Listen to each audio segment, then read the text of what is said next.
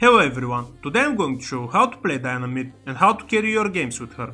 In the early levels, if you're playing against range champions, start with Q and let your opponent push the minion wave. Your goal is to stay healthy and kill as many minions as possible until you reach level 6. At the beginning you will miss some minions, but that's okay. Later you will have the same amount or more than your opponent if you play Diana the right way.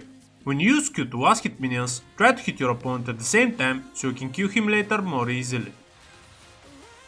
If your opponent plays aggressively, use Diana's W to shield yourself. Once you reach level 3, your minion wave will push towards the enemy tower, so you can do two things. You can push the wave and recall if you need health, mana or items, or you can try to poke your opponent.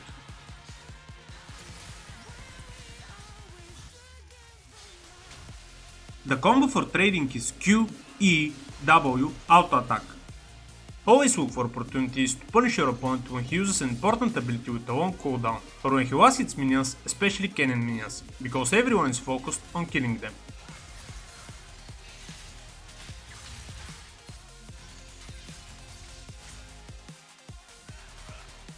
When I'm at the base, I also like to buy one controller and Oracle Lens. When my minion wave is near the enemy tower, I put the ward in this brush to prevent enemy ganks, and I use the Oracle Lens when I gank other lanes. If you reach level 6 first, you can try to jump on your opponent, because you have a big advantage with your ultimate. If he still manages to survive, it's okay, because he'll have to recall and so he will lose farm and experience.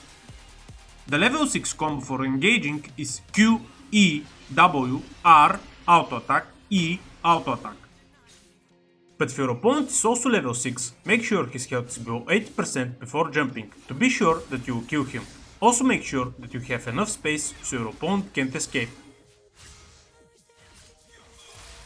After killing your opponent, always push out the minion wave to prevent him from farming and gaining experience.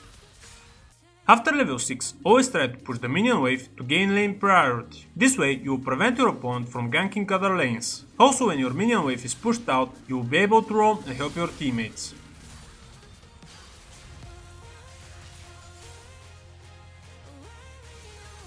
When your opponent is ganking your teammates and the fight is not nearby, don't go to help, because you won't be there in time, so you can punish him by pushing out the minion wave to deny him farm and experience. Also, when you attack the tower, you can use Diana's Q to destroy it faster.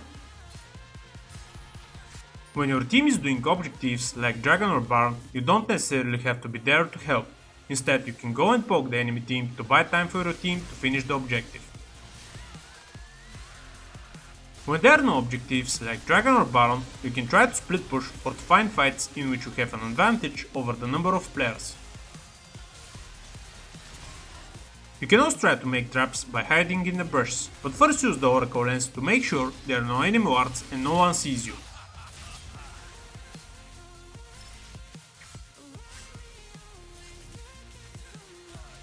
In teamfights, look for opportunities to flank the enemy team and find the squishy enemy champions. Also try to use your ultimate on as many enemies as possible. If you have cooldowns, just back off and don't take free damage.